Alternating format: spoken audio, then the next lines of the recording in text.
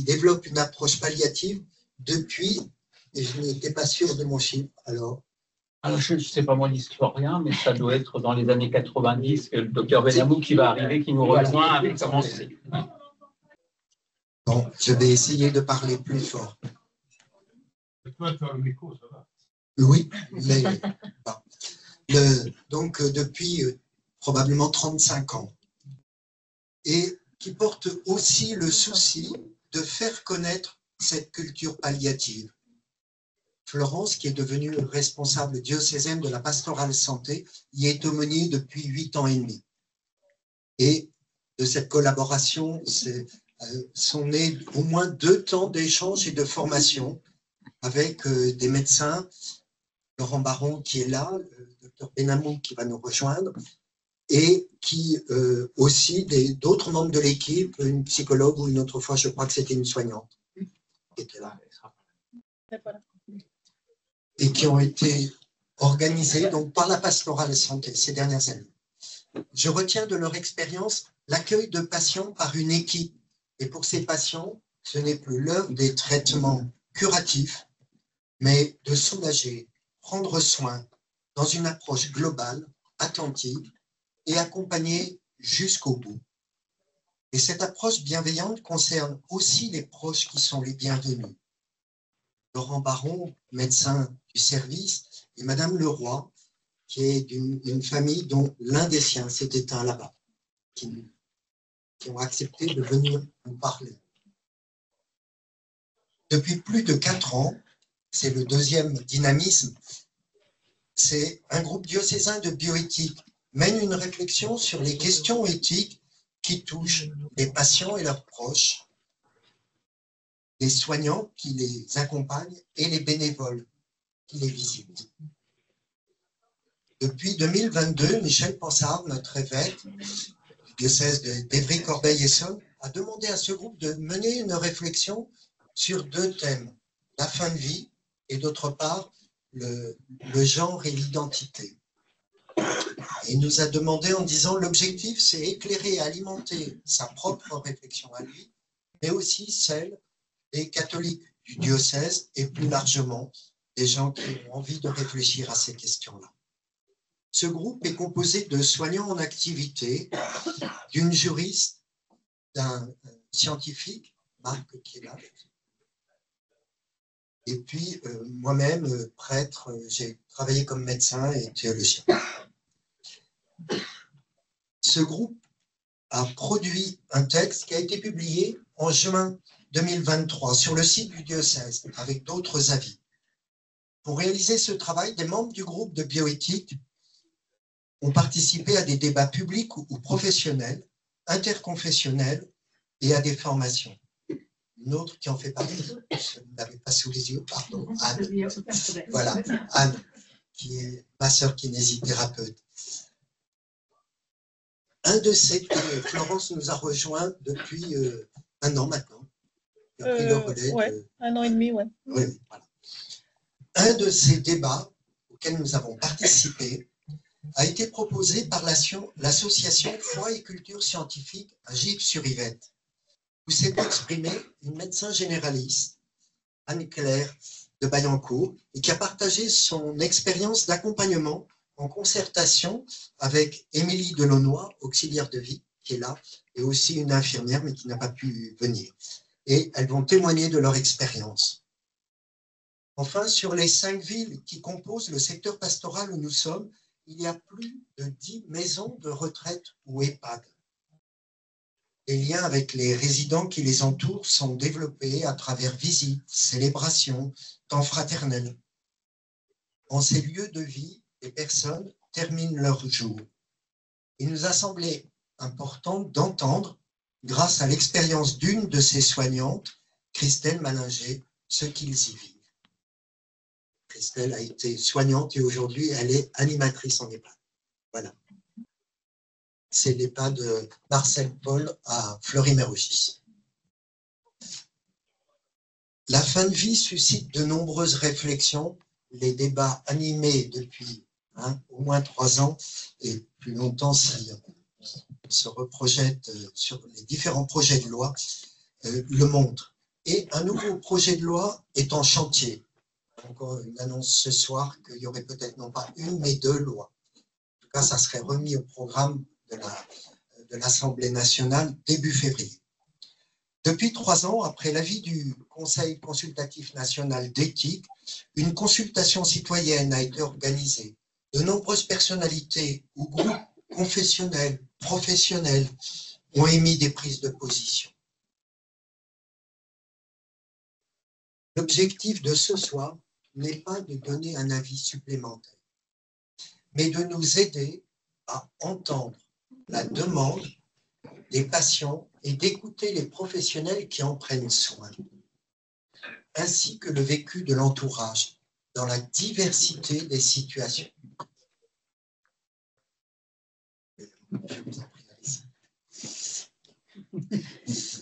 Les situations des patients sont diverses, diverses aussi leur maladie et leur histoire, divers aussi leur environnement. Aussi, nous avons sollicité des intervenants aussi bien de ville, d'EHPAD qu'en service de soins palliatifs. Pas seulement des soignants, mais aussi auxiliaires de vie ou famille. Merci à chacune et chacun d'avoir accepté notre invitation. Nous les écouterons, puis un échange en carrefour, en petits groupes, vous permettra d'échanger sur ce que vous aurez entendu. On se mettra ici et puis aussi dans les autres salles disponibles. Et revenu en assemblée, nous recueillerons à ce moment-là convictions, questions que vous aurez dégagées en carrefour. Nous sommes tous concernés par ces situations, ces questions, car ce n'est pas un scoop, nous mourrons tous. Peut-être aussi, nous avons déjà été confrontés à ces situations singulières dans notre entourage ou notre vie professionnelle. Puissent nos échanges nous rendre moins étranges ces situations. Nous sommes probablement divers dans nos convictions. Organisée par des chrétiens, cette soirée ne cherche pas à faire valoir une conviction. Notre désir est que ceux qui arrivent en fin de vie soient entourés, entendus et accompagnés comme des personnes uniques et que, c'est notre conviction chrétienne, elles puissent aussi ainsi se sentir aimées de Dieu.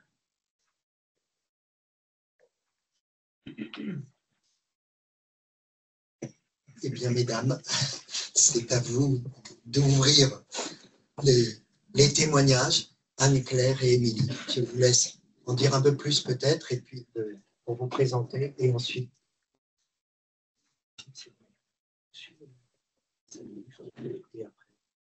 Allez-y. Très bien.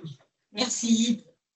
Alors, nous ne sommes pas des professionnels, nous avons un peu peur, en fait. Donc, on vous demande beaucoup d'indulgence. On va se présenter. Donc, moi, je suis le docteur de Vaillancourt. Je suis médecin généraliste, un médecin de famille à Brie-sous-Forges. Pour ceux qui connaissent, c'est la commune du Carmel de Frileuse. Et on accompagne les familles, donc de la naissance jusqu'à la mort. Et la mort fait partie de la vie, donc on accompagne. Et puis, j'ai demandé à Émilie Delaunoy de venir parce que nous nous sommes rencontrés dans mon cabinet où elle accompagnait des patients. Alors, on va essayer de s'interroger l'une l'autre avec des questions. Et puis, bien sûr, vous pourrez réagir après dans le deuxième temps. Alors, est-ce que, Émilie, vous pouvez nous dire quel est votre métier? Alors, bonsoir. Je m'appelle Émilie. Je fais du service à la personne à domicile. Un peu plus fort. Je lèche. Bien. Donc, je fais du service à domicile. Service avec un grand S et un joli S à la fin, parce que ce n'est pas que du service, des services.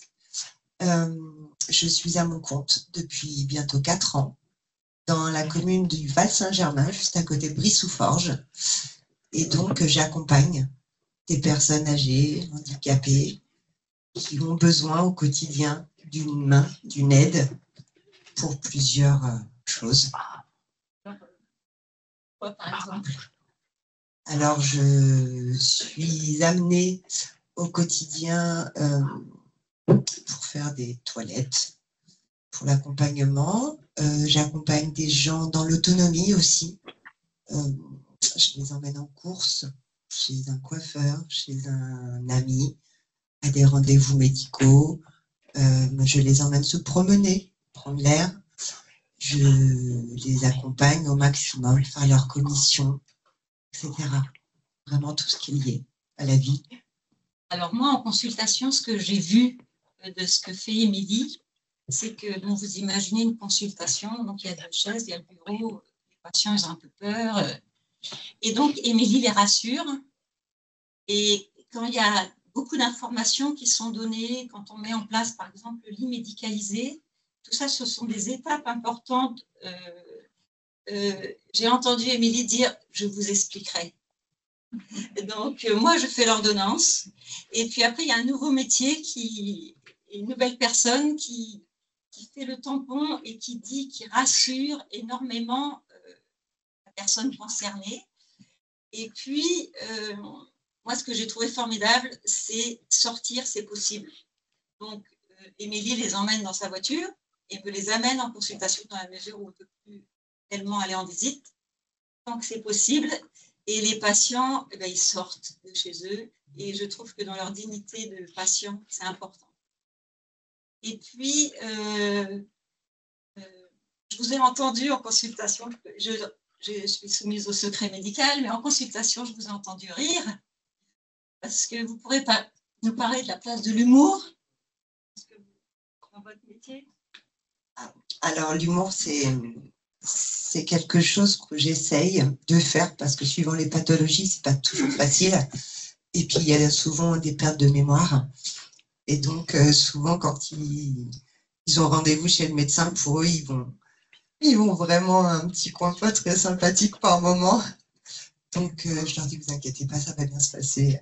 Elle est très sympathique. Donc, déjà, ça les rassure énormément. Et c'est vrai que je décortique après l'ordonnance souvent avec eux, parce qu'ils sont perdus au milieu de noms de médicaments, d'aller à la pharmacie, c'est un peu lunaire. Et puis en même temps, ils ne veulent pas se laisser déstabiliser. Donc, je suis le petit lien continu entre le médecin généraliste et la personne jusqu'à l'accompagnement de la pharmacie, faire les petits piluliers. J'aide aussi les infirmières. Et voilà, donc l'humour arrive souvent pour détendre l'atmosphère. Alors moi, j'ai une question. Comment vous vous situez par rapport à la famille, par rapport aux aidants? Parce que quand il y a 2 personnes dans un couple, il y a souvent un aidant. Comment vous vous situez par rapport à la famille? Vous prenez leur place? C'est eux qui vous disent de venir? Non, je prends la place de personne. Je le savais. Hein. Surtout pas. Moi, mon rôle, c'est que j'accompagne. Je suis pas là je suis là pour aider, mais je veux qu'ils gardent leur autonomie jusqu'au bout. Donc souvent, je suis la personne qui est, on peut le voir différemment, soit la personne en premier lieu quand les enfants ont besoin d'aide, ils sont souvent plus irritables que le patient lui-même. Donc je les rassure énormément et je leur fais ouvrir les yeux aussi souvent sur leur personne, sur leur maman, sur leur papa. Parce qu'ils ne les voient pas toujours, on les voit comme un parent, mais quand il y a des petites choses qui arrivent, ils ne sont pas toujours prêts à entendre. Donc, je suis la petite personne qui met un petit sonnette en disant « Attention, il y a besoin d'être accompagné sur ça » ou « Entendez votre parent qui n'ose pas aussi dire les choses ». Donc, je suis le petit lien conducteur, en fait, entre les deux, famille et patient. Est-ce que vous pouvez nous dire comment ça se passe quand on est à domicile dans l'intimité d'une famille? Vous rentrez dans l'intimité d'une famille, vous êtes professionnel. Est-ce qu'on vous accuse, par exemple, d'avoir volé des choses chez les gens? Jusqu'à maintenant, non. Mais j'installe tout de suite pour me préserver moi. Souvent, quand je rencontre mon client ou ma cliente, sauf si c'est un couple, souvent je demande aux enfants d'être là.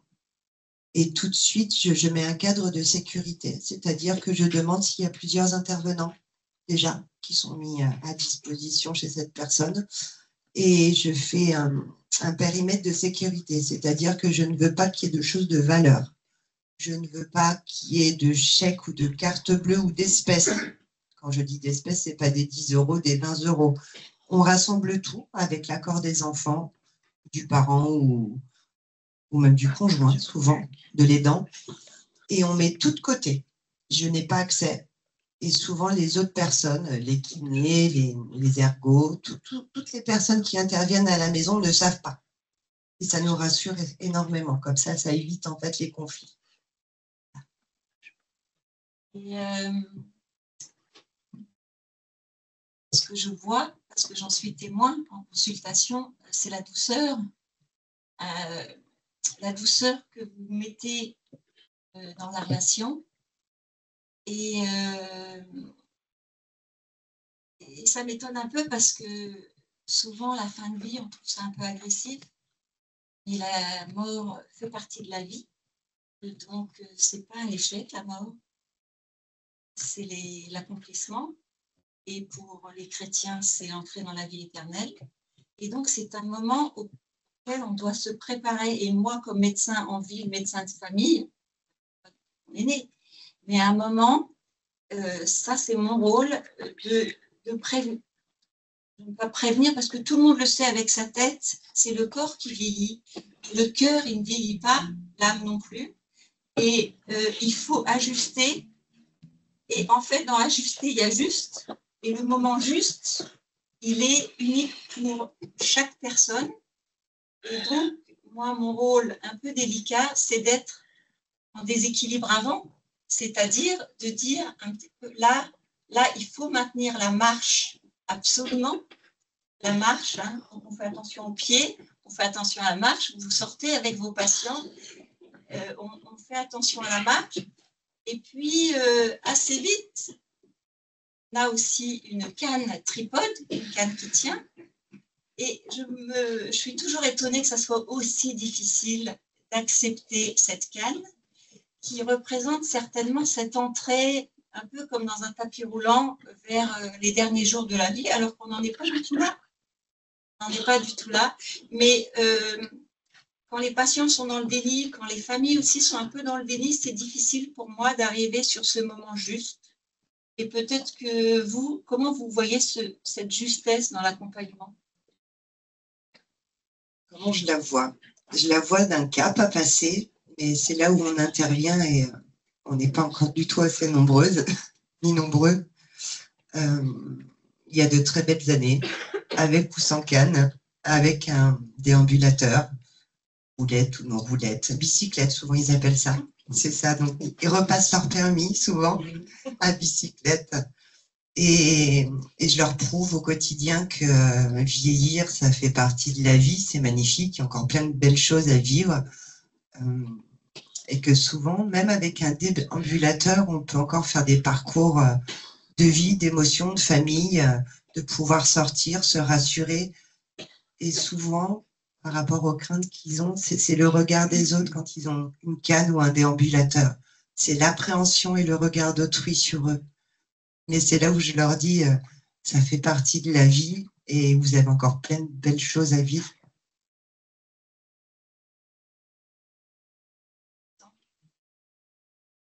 Alors, on fait un rappel sur le temps. Vous aimez votre métier? J'adore mon métier. C'est une reconversion post-Covid? Oui. Vous pouvez me dire ce que vous faisiez avant?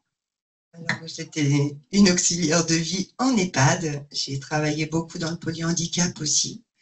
Et on nous a pressés. Trop d'heures, trop enfermés. Pas assez d'humain, d'humanité, du timing, toujours avec un chrono. Et ça déshumanise un petit peu, en fait. Donc, après Covid, après avoir eu l'impression d'être ainsi trop pressée, mon conjoint m'a dit, écoute, tu es fait pour ce métier-là, mais fais-le avec tes convictions et renseigne-toi. Donc, voilà.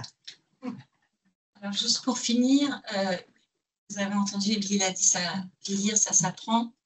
Alors, ça s'apprend comment?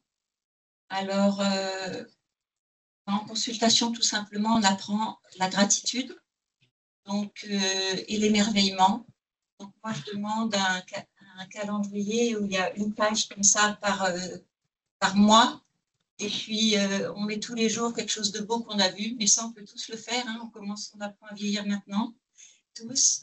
Et donc, et puis, toutes les semaines, on relit. Et puis, quand on ne sait plus, ben, on relit tout le temps. Et puis, on commence au moins une phrase par jour en disant « ça, c'est beau quand ». Donc, l'émerveillement, la gratitude, ça permet de mieux vieillir. Reconnaître ce qui est beau, c'est déjà un élan de son âme, parce que c'est spirituel, la beauté. Et donc, on pourrait continuer. Il y a aussi le troisième point qui est accepter l'aide. Et je pense qu'Émilie, elle fait partie des nouveaux métiers. Et elle ne dit pas tout, parce qu'il y a beaucoup d'aide. Et elle explique la vieillesse aux enfants. Je pense que dans les familles, elle fait beaucoup de bien. Parce qu'on n'a pas les mots pour parler de cette étape de la vie, forcément. Et moi, j'aimerais bien inventer un adverbe. Alors, je l'appellerais vieillement. Parce qu'on n'ose plus tellement demander à des personnes âgées comment elles vont, parce qu'elles vont nous dire qu'elles ont mal partout, tout ça, puis on va se retrouver démunis.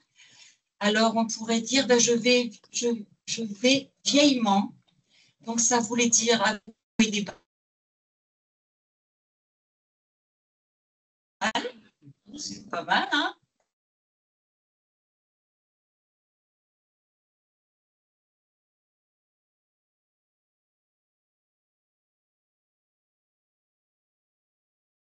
C'est le moment de passer le relais, de passer le flambeau d'une vie accomplie. Alors, je souhaite à tout le monde de vivre vieillement.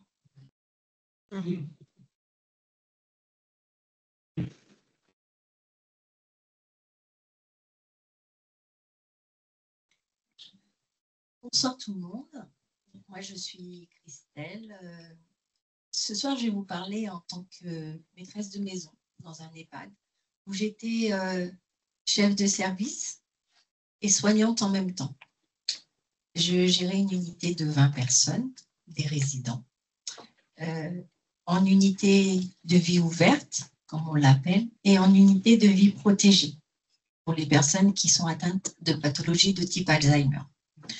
Donc, je vais vous raconter une histoire que j'ai vécue avec une dame que je vais appeler Madeleine. Donc, Madeleine, c'était une personne qui était âgée de 95 ans, qui vivait dans l'unité de vie Alzheimer et qui était là depuis quelques années.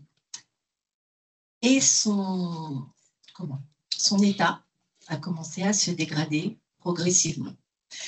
Donc, depuis plusieurs mois, elle parlait de moins en moins, elle venait de moins en moins vers nous et elle avait beaucoup de difficultés à manger. Souvent, en vieillissant, on perd l'appétit, on n'a plus les mêmes sensations gustatives et du coup, voilà, on n'a pas trop envie de manger, plus la pathologie Alzheimer fait qu'on oublie qu'on a faim ou on oublie qu'on a mangé déjà. Voilà. Et donc, les soignantes m'ont fait remonter lors d'une réunion qu'elles s'inquiétaient pour cette dame qui ne mangeait presque plus et son état général avait vraiment changé. Enfin, c'était pas son état physiquement médical, enfin, je ne sais pas comment on peut dire, c'était vraiment son comportement. Voilà, son comportement qui avait changé. Et donc, du coup, elles m'ont fait remonter ça. On a fait une réunion d'équipe avec le médecin coordinateur, avec les infirmiers, avec moi-même et la psychologue aussi, pour faire un état des lieux, entre guillemets, du fonctionnement de Madeleine. Et ensemble, on s'est dit, bah, on ne va pas la forcer. Si elle ne veut pas, on va l'écouter. Et donc, suite à ça, on a décidé de convoquer sa famille qu'on a reçue, à qui on a expliqué ce qui se passait à ce moment-là. Que nous, on ne voulait pas forcer Madeleine à manger, qu'on ne voulait pas la forcer à faire des choses qu'elle ne voulait pas. Et la famille a été d'accord. Suite à quoi, on a été voir Madeleine ensemble Et là, on a discuté avec elle, on lui a expliqué qu'on s'était rendu compte que depuis quelque temps, elle avait moins envie de faire les choses, elle voulait plus manger, et donc on acceptait son choix et qu'on allait l'accompagner dans ce sens-là. Et là, Madeleine, qui parlait très peu, nous a fait un merveilleux sourire. Donc, on a pris ça pour un accord. Le temps a passé, et puis Madeleine s'est affaiblie. Mais on s'occupait toujours d'elle, on l'accompagnait avec nous dans les lieux de vie, on la laissait pas toute seule dans sa chambre, en fait. Et puis là, comme elle était plus faible, elle a dû être installée dans un fauteuil roulant. Donc, on avait beaucoup plus d'attention aussi parce que le fait d'être dans le fauteuil roulant, ça crée des points d'appui et du coup, comme elle ne se nourrissait pas beaucoup, elle risquait d'avoir des escarres et autres. Donc, il y a une prise en charge de soins qui a été aussi adaptée à sa nouvelle situation. Et puis, Madeleine, c'est une personne qui aimait beaucoup la musique, voilà, être avec les gens. Donc, à chaque fois qu'il y avait des ateliers de musique ou des intervenants qui venaient, on emmenait Madeleine, si elle le voulait bien, pour pouvoir participer. Et donc, elle était souriante, mais elle ne voulait toujours pas manger. Et maintenant, elle tourne la tête à chaque fois qu'on approche la cuillère pour dire vraiment, je ne veux pas manger. Donc, c'était quand même assez embêtant, on va dire. Donc, on a fait une nouvelle réunion avec les infirmières, avec la psychologue, avec le médecin coordinateur et l'avis des soignantes aussi. Et donc, ce qui a été décidé, c'est de conserver juste les traitements médicaux les plus... qu'on pouvait pas retirer, en fait. Et puis, de plus du tout la forcer à manger. Enfin, même on ne la forçait pas, mais de plus lui proposer forcément à manger, tout simplement. Et de faire vraiment l'essentiel pour son confort. Donc, avec des traitements plutôt en patch, par exemple, pour la douleur. Et puis, elle avait aussi une perfusion pour s'hydrater. Et donc, après, c'est la décision qui a été prise en équipe. On a vu la famille, on a expliqué à la famille qui était tout à fait d'accord avec ça. Nous sommes retournés voir Madeleine avec sa famille et le médecin et moi, qui était donc responsable de l'unité. Et donc, ça a été expliqué à Madeleine. Et quand on lui a dit on ne vous proposera plus à manger, là, on a eu un grand sourire encore une fois. Donc, elle était vraiment dans l'approbation des choix qui avaient été faits pour elle. Donc, après, Madeleine, sa vie, elle a aussi évolué. Elle était fatiguée, même si elle participait toujours à ce qui lui plaisait le plus à la résidence. Elle était de plus en plus fatiguée. Donc, on l'a laissée de plus en plus souvent allongée. Mais quand on avait la messe, par exemple, qui avait lieu dans l'EHPAD et qu'on lui en parlait, elle savait nous faire comprendre qu'il fallait la lever et qu'il fallait l'emmener, pareil pour quand il y avait des chanteurs qui venaient. Donc, on a continué comme ça avec Madeleine et à un moment, elle voulait plus rien dans la bouche, même pas qu'on lui mette de l'eau ou voilà. Et donc, elle a aussi commencé à essayer d'arracher sa perfusion. Donc, à nouveau, les soignantes et les infirmiers ont fait remonter. On a fait une nouvelle réunion pour pouvoir savoir ce qu'on allait proposer à Madeleine et à sa famille. Et là, ce que j'ai oublié de vous dire, c'est qu'on travaillait à l'époque avec avec Népal. Voilà. Népal, voilà, c'est un service, un réseau. Voilà, merci. Ah, j'avais perdu le mot. Merci. Donc, Népal, qui est un réseau de soins palliatifs, en fait, et donc qui nous ont beaucoup accompagnés dans les démarches qu'on a pu faire auprès de Madeleine. Et donc, en fait, là, il a été décidé d'arrêter. Juste, voilà. Et sa famille était d'accord. Madeleine était très souriante. Et alors qu'elle s'était refermée, elle était très souriante quand on lui a expliqué ce qui allait lui arriver. C'était quand même une dame qui était Alzheimer. Mais dans ces moments-là, elle avait une présence où c'était vraiment Madeleine. C'était pas Madeleine qui oublie, Madeleine qui n'est plus la même. C'était vraiment la vraie Madeleine qui était là. Enfin, celle qui pouvait prendre sa décision, en fait. Et donc, du coup, on a compris, enfin, la connaissant, on lui a posé des questions ouvertes, fermées, où elle pouvait répondre oui ou non. Et donc, elle a demandé à avoir un prêtre. Donc, on a fait en sorte qu'elle puisse rencontrer le prêtre. Et puis, en fait, après, on n'a fait que du cocooning avec elle. On l'a laissée dormir si elle dormait quand c'était l'heure d'aller faire sa toilette. On lui faisait une petite toilette dans l'après-midi. C'était pas gênant. On lui mettait la musique quand elle avait envie. On passait du temps avec elle aussi, juste pour qu'elle soit pas toute seule. Et puis, il y a quelque chose qu'elle aimait beaucoup, c'était le chocolat. Et c'est bizarre. Et figurez-vous que quand on avait des crèmes au chocolat en dessert ou autre, et qu'on allait la voir et qu'on lui disait « Madeleine, est-ce que vous voulez? Il y a de la mousse au chocolat aujourd'hui. » Et là, on avait le droit au grand sourire et c'était son petit plaisir.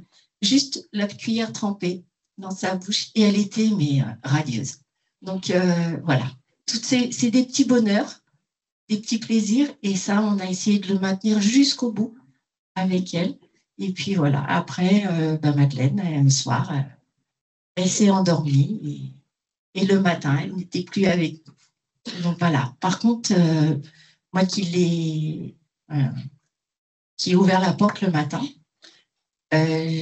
j'étais heureuse de la voir parce que Madeleine était détendue. Elle était reposée, apaisée. Et honnêtement, à ce moment-là, j'étais contente, je peux le dire, hein, j'étais contente de ce qu'on avait mis en place pour elle et de l'accompagnement qui l'avait rendue sereine pour ce moment. Voilà. Par contre, ça, je ne pourrais pas vous dire ce qu'elle pensait dans sa tête par rapport au fait de mourir, mais en tout cas, elle était vraiment sereine et apaisée. Et ça, c'était, même dans son attitude corporelle, elle était détendue, elle n'était pas, elle était vraiment, voilà. Donc, j'ai appelé la famille avec les infirmiers. Et quand la famille est arrivée, on se côtoyait beaucoup, parce qu'on se voyait presque tous les jours. Et en fait, sa fille était très, très triste, mais elle nous a dit, déjà, elle nous a remerciés parce qu'elle aussi, elle a vu que sa maman était apaisée et ils étaient soulagés d'avoir pu l'accompagner comme ça dans un EHPAD où les gens ont pris le temps d'écouter, d'observer et d'agir pour que leur maman soit tranquille et heureuse encore. Voilà. Merci. Ce qui est très frappant dans ce que tu exprimes, c'est vraiment cet ajustement permanent avec ces allers-retours, ce travail d'équipe, dialogue. Avant de donner la parole à l'équipe de soins palliatifs, j'ai envie de réinterpeller Anne Claire parce que quand on l'avait eue, elle avait participé au débat à GIF, elle avait évoqué une situation aussi concrète. Et je trouve que ça ferait bien écho à ce que vient de parler Christelle et qui met en valeur le travail d'équipe que vous avez développé. C'était une situation réelle de maintien à domicile donc d'un couple qui, un jour, nous, on s'entend très bien à la maison médicale entre médecins, et donc, pendant les vacances d'un de mes confrères, elle était venue, et l'épouse, qui avait une tumeur au cerveau, avait exprimé à son mari très clairement qu'elle souhaitait un accompagnement de fin de vie avec moi. Donc, j'en ai parlé à mon confrère, médecin généraliste, qui m'a dit OK. Et puis après, quand la dame est décédée, le mari est reparti, suivi. Donc, on peut par moment demander un accompagnement avec certains, ça se fait, et nous, on le fait très facilement dans la maison médicale. Donc, la dame avait une tumeur au cerveau, opérée, et puis bon, on fait tous les soins et tout, radiothérapie, puis à un moment, on voit bien que ça dérape, et que le crâne étant une boîte fermée, la tumeur revient, et que là, on arrive en soins palliatifs, ça veut dire qu'on ne va pas guérir. Et donc, à ce moment-là, c'est vrai que j'évoque la vie de famille qu'on avait déjà évoquée avant. Et donc, cette dame vivait un drame parce qu'elle n'avait pas vu un de ses enfants depuis 18 ans. Donc, elle ne connaissait qu'un de ses petits-enfants qu'elle avait vu à l'âge d'1 an, mais pas les autres. Et donc, il y avait une fille, parce que souvent dans les fratries, vous verrez autour de vous, chez vous, mais il y a toujours quelqu'un de désigné. On ne sait pas pourquoi il est désigné, mais il est désigné. Et il est désigné pour s'occuper plus de la vieillesse des parents.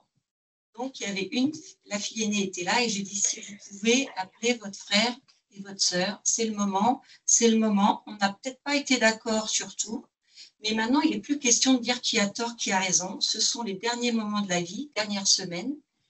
Et appelez votre sœur, il faut qu'elle vienne de l'étranger. C'est le moment, c'est maintenant. C'est maintenant. Et elle a essayé de joindre son frère qui n'a pas voulu. Et sa sœur, sa sœur, elle est venue. Elle est venue de l'étranger avec un garçon, le garçon de 17 ans. Et la maman, dans la nuit, juste avant qu'elle n'arrive, a fait une double embolie pulmonaire, elle aurait pu mourir. Et elle a eu ce qu'on constate, nous, comme médecins, le sursaut juste avant de mourir, c'est-à-dire une journée de dimanche qui s'est passée à merveille. Et même tellement à merveille que tout le monde a dit, c'est pas vrai qu'elle va pas mourir. Et puis elle est morte le lendemain matin, et à l'enterrement, parce que je l'accompagne jusqu'au bout et jusqu'à l'enterrement, parce que ça fait aussi partie de la vie des familles. Je lui ai dit, Claire, je sais que vous êtes venue, que votre maman était contente, était dans la paix. Elle m'a dit, ce qui m'a le plus étonnée, vous savez, docteur, c'est que moi aussi, je suis dans la paix. Et ça faisait 18 ans qu'elle ne l'avait pas vue. Et donc, même pour ceux qui ont une culture religieuse et chrétienne ici, la fille aînée m'a dit, j'ai dit à ma sœur, tu as été au caté comme moi, le fils prodige, hein, le fils prodige, ça faisait un peu le fils prodige. Hein. Moi, je m'occupe de mes parents depuis 20 ans, je vais à la pharmacie, je me fais engueuler, ça va pas, c'est pas ci, c'est pas ça, c'est pas chaud, c'est pas froid, toi tu viens pas, et hop, tu arrives une demi-journée, et ça a été la paix dans la famille. Voilà. En accompagnement, je demande souvent s'il y a des pardons à donner. C'est pas qu'on est d'accord, tout le monde a des griefs, mais là, c'est le moment. Et on évoque la partie spirituelle comme quelque chose d'un peu plus difficile, parce que c'est un peu tabou.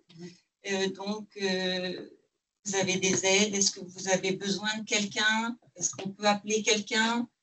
On pose beaucoup de questions par rapport à ça. Après, c'est les patients qui ont la réponse. Et voilà, c'était cette...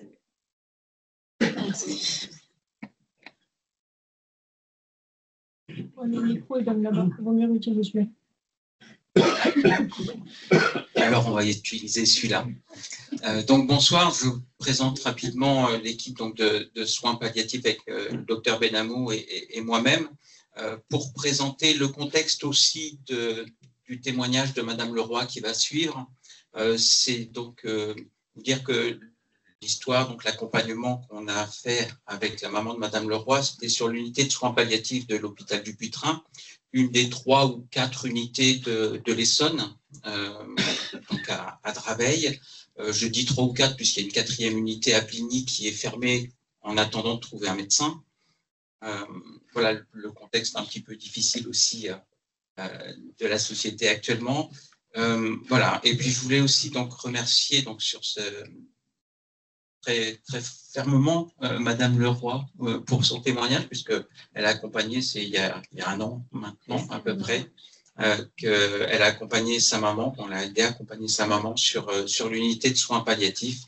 Donc, je vais lui donner la parole et je la remercie vraiment profondément d'avoir eu le courage de venir témoigner ce soir.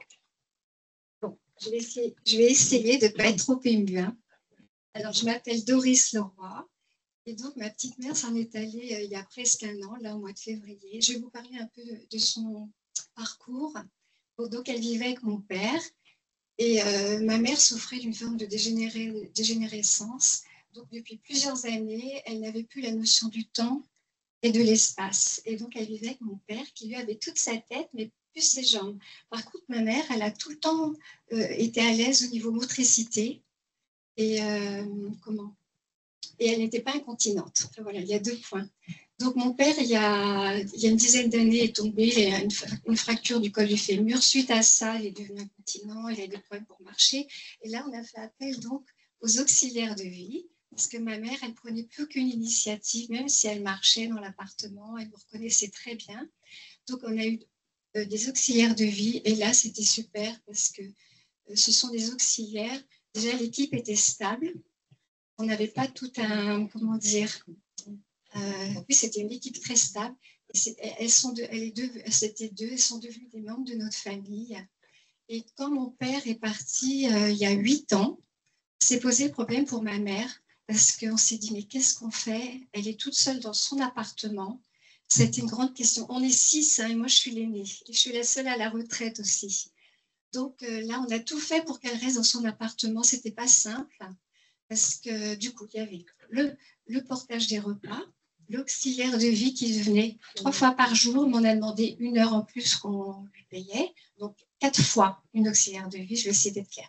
4 fois une auxiliaire de vie, le portage de repas à 10 heures, l'infirmière qui passait le matin, qui passait le soir. Donc, on s'est dit, elle a dans la journée au moins déjà 6 visites. On est obligé de calculer comme ça, parce qu'après, elle était toute seule dans l'appartement. Si elle tombait, même si elle marchait très bien, elle ne savait pas se relever. Donc, on a fait ça. Alors, il y avait le problème de la nuit. Donc, la nuit, il n'y avait quasiment personne. Alors, après, il y a un de mes frères qui s'est arrangé, comme il habite en province, pour venir travailler sur Paris. Et donc, il était là la semaine. Donc, ça allait à peu près. Et le week-end, par contre, il n'y avait pas d'auxiliaire de vie. Donc là, c'était nous, les frères et sœurs. Donc, moi, tous les samedis. Et je ne vous dis pas l'appréhension que j'avais quand j'arrivais tous les samedis matins, quand je tournais la clé, je me disais pourvu que ma mère ne soit pas tombée. Parce qu'il y a le problème de la nuit. Enfin, je me disperse. Hein. Le problème de la nuit, bon, ça s'est bien passé. Et surtout, alors là, je remercie beaucoup l'auxiliaire de vie, Marie, parce que Marie, ça a été l'unique qui s'occupait d'elle après. Donc, il y avait 4 heures par jour. Elle la connaissait bien, elle la respectait. Quand elle ne mangeait pas le matin, elle lui proposait le midi. Ma mère, elle oubliait de se laver. Si ça ne se passait pas le matin, elle adaptait. Elle lui disait, on le fera plus tard dans la journée. Enfin, tout ça, ça s'est fait vraiment... écoutez, mon père est décédé. Elle a tenu 8 ans quand même, hein, comme ça, toute seule dans la maison.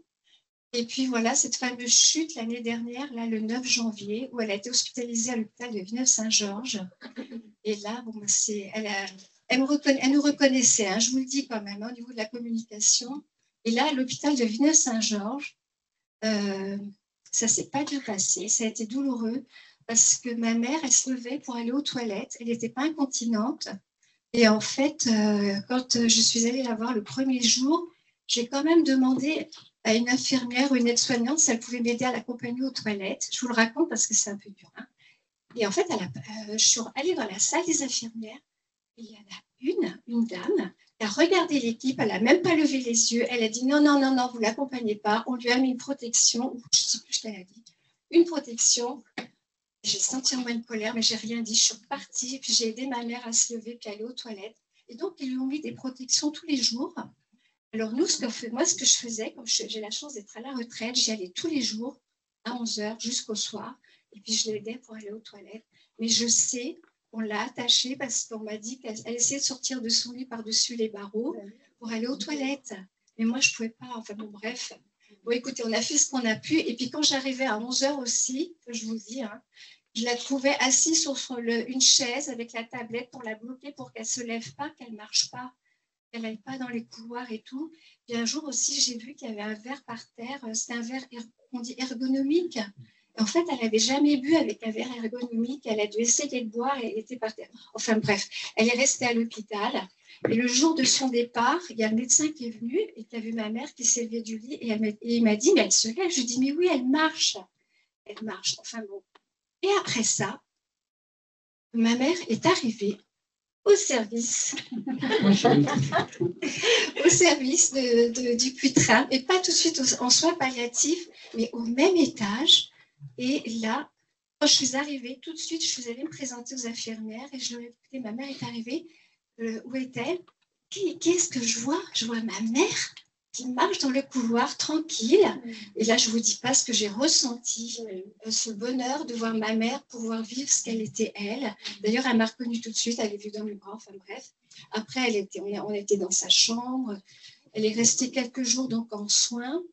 Alors, ce que je voulais dire aussi, c'est primordial. Quand je suis arrivée, la gentillesse, l'empathie, le sourire du personnel, de tout le personnel de l'étage.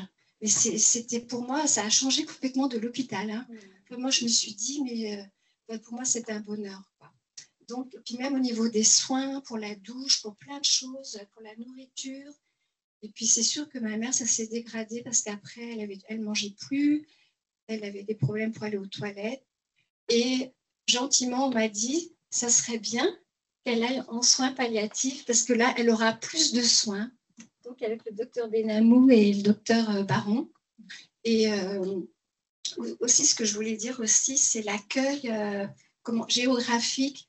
Les chambres, elles étaient accueillantes. Et quand je suis arrivée en soins, elle est arrivée en soins palliatifs, elle avait une grande chambre avec un canapé, une table. Il y avait une grande pièce salle à manger pour accueillir les familles avec un frigo. Ça faisait comme une maison, comme à la maison. Et dans sa chambre, il y avait un canapé. Et nous, la famille, on pouvait dormir la nuit, rester avec elle toute la nuit si on voulait. Ça va? Ça va, je ne parle pas trop. Et donc tout ça, c'est un service accueillant. Et surtout l'accueil, l'empathie et la communication du personnel. Vraiment, mais c'est primordial. Moi, mes frères et sœurs, on était soulagés, mais rassurés. Et puis quand j'arrivais, je voyais ma petite mère, là, qu'elle était réveillée, elle me souriait et tout, je voyais qu'elle était bien. Alors nous, on essayait de rester avec elle le plus possible la journée. C'est pas qu'on n'avait pas confiance dans le personnel, mais c'est parce qu'on était près d'elle, on savait que c'était les soins palliatifs, et aussi que dès qu'on voyait son visage qui se grimaçait parce qu'elle souffrait, tout de suite, on pouvait appeler le personnel et quelqu'un venait. Et surtout avec le sourire. Enfin, voilà. Voilà. Et je ne vous dis pas quel soulagement, quel bonheur pour moi, mes frères et sœurs, que ma mère ait fini ses jours dans un endroit familial. Franchement, il y avait... D'ailleurs, à un tel point, c'était tellement familial, je racontais au docteur, au médecin, que comme il y avait un canapé, puis qu'il y avait des dames qui déambulaient dans le couloir, elles rentraient, enfin des dames, des malades, hein, elles venaient dans la chambre et on papotait, on prenait un petit café. Non, c'était enfin, je ne dis pas que c'était super, mais c'était des beaux moments, franchement. Hein. Et je vois, quand je pense à ma mère, là, ça va faire 1 an, 23 février même, mes frères et sœurs, on ressent tous une sérénité, une joie, et on se dit, mais elle est partie tout doucement, quoi, tout doucement. Voilà. Est-ce que j'ai dit l'essentiel?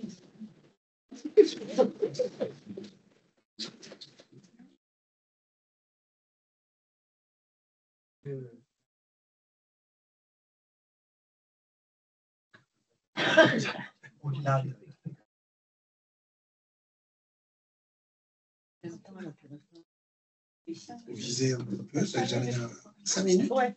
C'est plus que de l'improvisation. Merci.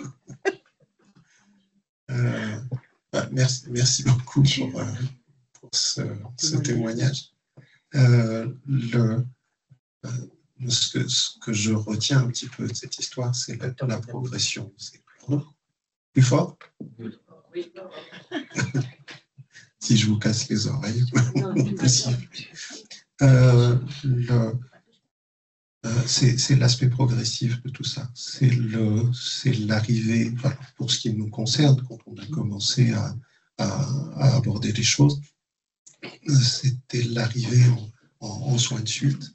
C'était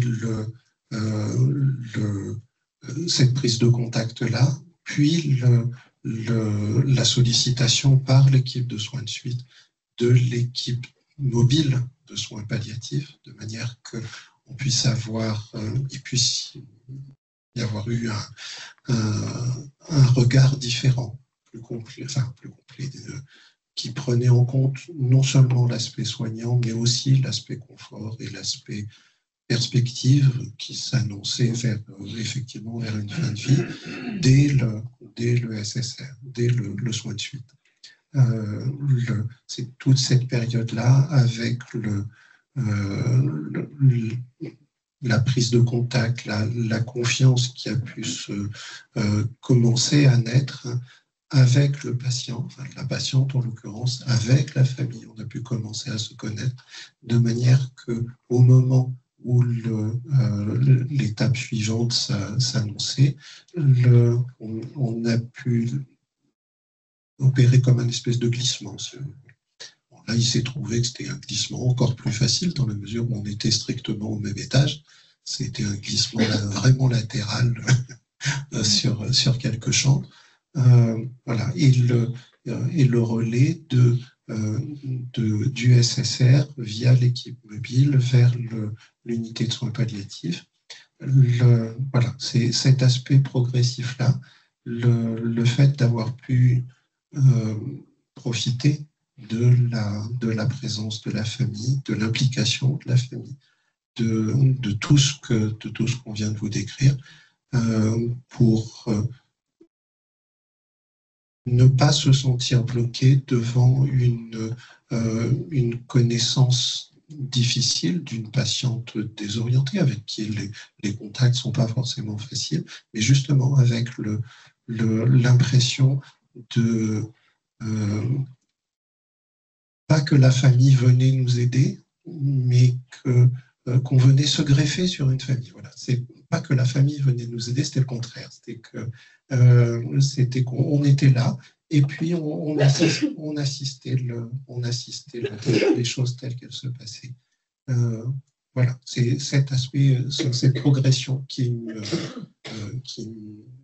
marquait dans toute cette histoire.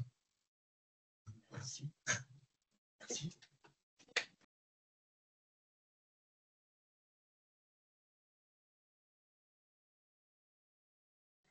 Je laisse la parole à Anne-Claire pour une première question.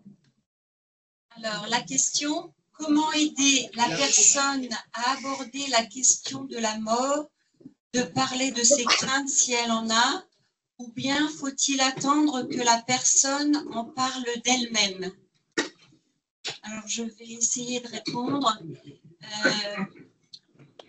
La deuxième option, attendre que la personne en parle d'elle-même, me semble pas la bonne option, parce que si vous avez compris avec ce qu'on a dit, il faut anticiper, et le moment juste est difficile à trouver parce qu'il faut être avant des problèmes. Donc, si on attend trop, on va se retrouver dans une situation absolument catastrophique et on va tout faire dans l'urgence. Or, vous avez entendu, quand on accompagne, on fait avec tout ce qu'on est, et il faut du temps. Donc, il faut absolument aborder la question. Alors, la question, c'est comment? Moi, je conseillerais, je vous dis comme ça après, un moment où les sens sont plutôt apaisés.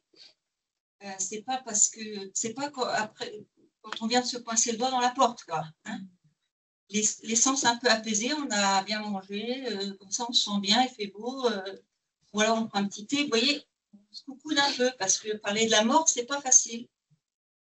Et puis, moi, j'aime beaucoup ce qu'on a dit un peu, cet accompagnement de marcher avec. Alors, moi, je conseillerais d'aller dans un endroit qui est beau. Avoir le sens du beau, c'est spirituel. Donc, on va en forêt, on va au bord de la mer et on parle avec la personne parce que on va changer l'un avec l'autre, on va échanger, donc on va être changés l'un et l'autre. Donc, on marche ensemble et puis, à ce moment-là, on peut dire et toi, tu as déjà pensé? Est-ce que moi, j'ai déjà pensé? Mais toi, est-ce qu'on peut aborder ce sujet? On met un petit peu de forme et on l'aborde. Ça peut être aussi un trajet en voiture, parce qu'en voiture, les deux personnes ne se regardent pas. C'est comme quand on marche en forêt au bord dans un beau paysage, et donc dans une voiture, la confidence peut naître. Tu as plus répondu sur effectivement comment au fond s'éveiller mutuellement et s'aider mutuellement.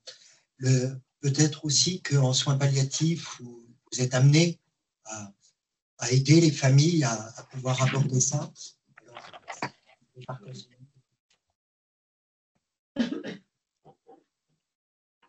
Oui, c'est relativement fréquent que la question se pose.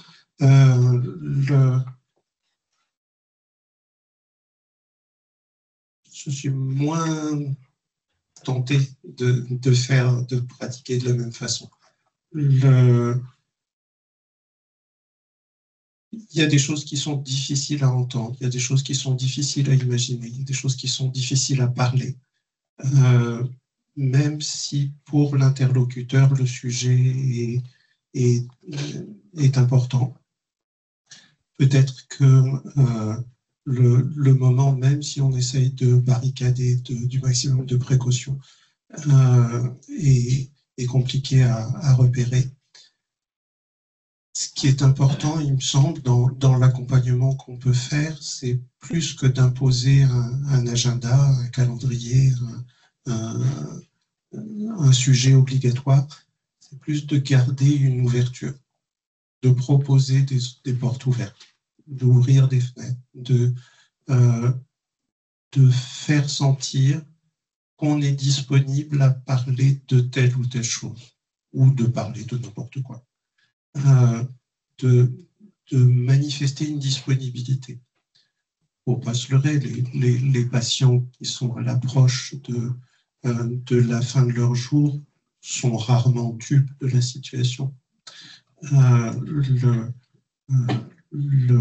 Par contre, le moment d'aborder ces choses-là, le choix de l'aborder ou de ne pas l'aborder, la liberté de ne pas l'aborder, la liberté de fermer les yeux, de refuser, de discuter tout ça et d'abandonner les choix aux autres, après tout.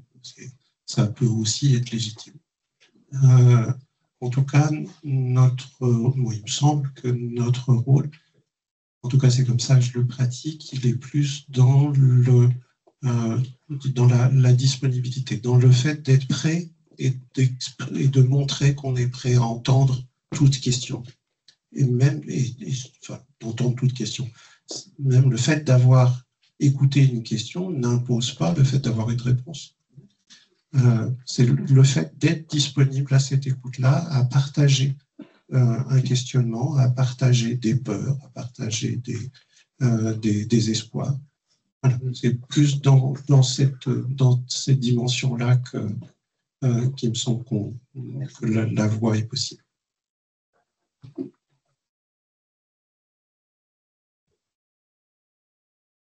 Alors, je dirais qu'il y a trois gros groupes de questions ou de convictions qui ressortent.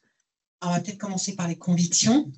Ce qui est ressorti de ce qui a été dit, c'est qu'il y avait l'importance de dire la vérité, l'importance d'écouter le désir de la personne, qui est une situation d'adaptabilité avec un rétrocontrôle régulier qui permet de modifier les situations, en disant que la fin de vie, ça se prépare, que du coup, faut accepter, que pour accepter, il faut qu'il y ait un dialogue, il faut qu'il y ait une écoute, il faut qu'il y ait une porte ouverte. Donc ça, c'est toutes les convictions que j'ai pu, que c'était important d'en parler et de partager et de montrer que on est heureux de la vie qu'on a vécue avec la personne et qu'on n'est pas forcément, on est forcément triste de les voir partir, mais que c'est pas forcément quelque chose de dramatique et qu'on a encore des choses à partager et voilà. Et enfin, qu'il y avait la nécessité de la bienveillance, l'importance de la stabilité des équipes, parce que c'était comme ça que le lien se créait et que la confiance s'installait. Qu'il fallait rappeler un peu l'égalité entre le médecin et la personne qui était accompagnée et qu'il n'y avait pas forcément le sachant d'un côté et l'importance d'accompagner la famille, de remettre la personne accompagnée au centre. Voilà, quelques petites choses qui ont pu être dites dans les convictions. Après, il y a eu un certain nombre de questions qui ont été posées sur les soins palliatifs. Alors, on va essayer de... Il y en a pas mal. Ouais. Avant que tu passes à ce moment-là sur les soins palliatifs, Émilie, tu veux rebondir sur ce que vient de dire Anne, parce qu'il me semble que tout à l'heure, en aparté, tu formulais des choses sur au fond, à la fois être là, mais pas trop. Alors moi, je sollicite énormément les enfants, les petits-enfants, étant l'aidantes, après les infirmières, je sollicite du lundi au vendredi mes clients du mieux que je peux, mais surtout je souhaite et je laisse et quand les enfants sont pas prêts, je les sollicite plus à prendre leur rôle le week-end. Je trouve que c'est très très important qu'ils débriefent avec leurs parents, de savoir quel accompagnement ils ont eu, et je trouve que c'est très très important pour tout ce qui gravite autour du soin à domicile et palliatif, par moment à domicile. C'est important de laisser le temps et l'importance aux familles d'échanger avec leurs parents jusqu'au le week-end.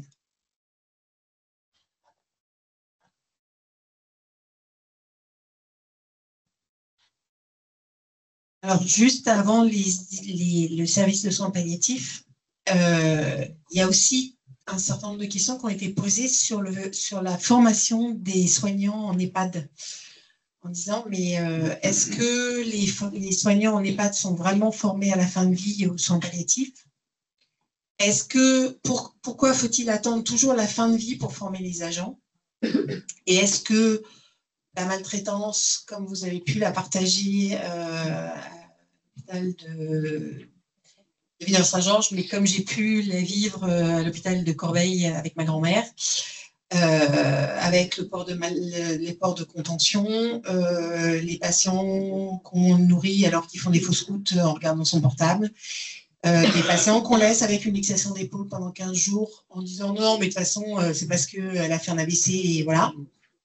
Dommage, je suis kiné et j'avais vu qu'il y avait une luxation d'épaule, mais je n'ai pas réussi à me faire entendre. Voilà. Donc, il y a voilà, cet accompagnement des soignants aux soins palliatifs et à la fin de vie, pas du tout dans nos cursus, pas du tout dans nos formations, que ce soit kiné, infirmière, médecin, voilà, on est tous à peu près dans le même état d'électroencéphalogramme plat de la formation.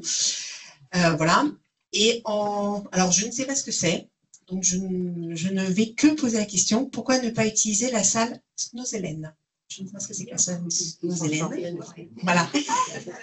Peut-être que du coup, ça fait partie du fait que je ne suis pas du tout formée. Et voilà. Alors, la salle Snozelen n'est pas que pour les gens en soins palliatifs. On peut l'utiliser tous. C'est un lieu où on fait ressortir tout ce qui est sensoriel, en fait, par la lumière, par la musique. Ça peut être aussi par l'odorat, ça peut être par le toucher. Donc, en fait, ça peut toucher tout public. On peut le faire avec des petits-enfants dans les crèches. On peut le faire avec des personnes autistes. On peut le faire avec des personnes polyhandicapées. On peut le faire avec même nous, quand on a besoin. C'est très cocoonant, c'est très réconfortant. C'est un lieu qui est ouvert pour le bien-être. Et il y a ça dans tous les EHPAD? Ça coûte très cher. Ça coûte très cher. Les EHPAD font, en général, quand il y a quelqu'un qui est bien motivé, ils font tout pour trouver les financements. Mais ce n'est pas dans les priorités. Après, on n'est pas obligé d'avoir une super méga salle de Snozelen pour faire du Snozelen. On peut faire du Snozelen dans une chambre, en tamisant par exemple la lumière. Si la personne est réceptive aux odeurs, par exemple, je ne sais pas si c'est une personne qui adorait cultiver les roses dans son jardin, eh ben, on peut mettre des huiles essentielles de rose, voilà, et ça va permettre de passer un moment agréable, peut-être de lui masser les mains si elle aime bien qu'on la touche, si elle ne veut pas, juste être à côté d'elle, discuter avec elle si elle est encore dans la possibilité de nous raconter des choses, eh ben, elle peut nous raconter son jardin, l'odeur des roses, voilà. En fait, c'est vraiment un moment de bien-être. Si la personne est plus au niveau du visuel, on peut mettre des couleurs qui vont passer sur les murs. Maintenant, il y a des petites choses, voilà, il y a des petites choses très simples qu'on peut déplacer comme ça. Et voilà, donc le Snozelen, c'est vraiment pour se recentrer sur soi, en fait, sur ses émotions. Comment cela s'écrit-il? S-N-O-E Z-E, voilà. L-E-N. L-E-N. Et la question de la formation. Alors, la forme, voilà. Ça, c'était plus drôle. Oh, c'était mieux, Snozelen. Excuse-moi. Non, mais bon. Alors, la formation des soignants. Moi, je vais juste vous parler de mon expérience. Ça va faire pas mal d'années que je travaille dans différents EHPAD. Aujourd'hui, de plus en plus, on parle de formation, de familiarisation avec les soins palliatifs, en fait. On fait des sensibilisations du personnel parce que la formation, elle est quand même assez spécifique. Et je sais que nous, dans les EHPAD, en tout cas là où je suis, depuis 2 ans, régulièrement, on a ce qu'on appelle des mini-formations, en fait, où on nous présente les soins palliatifs. Alors, il y a le côté au niveau vraiment douleur, voilà, tout ce qui est la douleur, comment prendre en charge la personne, comment la reconnaître. Donc, du coup, il y a des tests qui existent. Enfin, voilà. Tout le monde est formé, en tout cas, aux soins, dans les soins, pour évaluer la douleur de la personne. Après, quand un soignant va constater quelque chose, il en réfère à l'infirmier et après, voilà. Après, ce qui est plus compliqué, c'est pour les soignants, en général, vu que nous, on a juste une approche de sensibilisation, ils sont assez démunis face aux familles. Quand, justement, quand on dit, quand nous en équipe, on dit, bon, ben là, voilà, ce monsieur, on sait que de toute façon, il va être on va faire que du soin palliatif avec lui, c'est-à-dire l'accompagner jusqu'à la fin de sa vie pour qu'il ne souffre pas et qu'il puisse être le plus heureux possible et le mieux possible.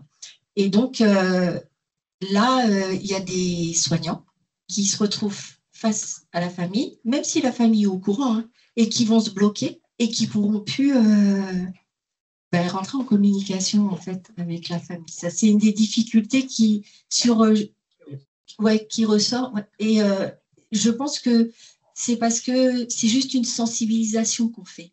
On n'a pas de formation un peu plus approfondie, mais voilà, après, c'est comme ça. Et puis, mais par contre, par rapport au résident par lui-même, les soignants sont très bienveillants. Enfin, en tout cas, généralement, moi, je trouve les soignants plus qui font plus attentionnés, on va dire, même quand on doit être dans le speed et tout, plus attentionnés avec une personne qui est en fin de vie qu'avec d'autres personnes. Voilà.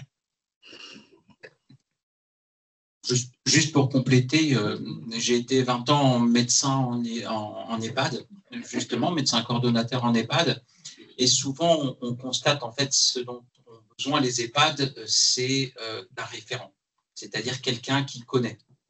Et le fait qu'il y ait quelqu'un qui connaisse, d'un seul coup, les gens autour connaissent aussi. Parce que finalement, on peut tous faire du soin palliatif, il suffit d'être humain. Donc, avoir cette sensibilité-là, beaucoup de gens, beaucoup de soignants, beaucoup de familles l'ont. Donc, le soin palliatif, il n'y a rien de très compliqué.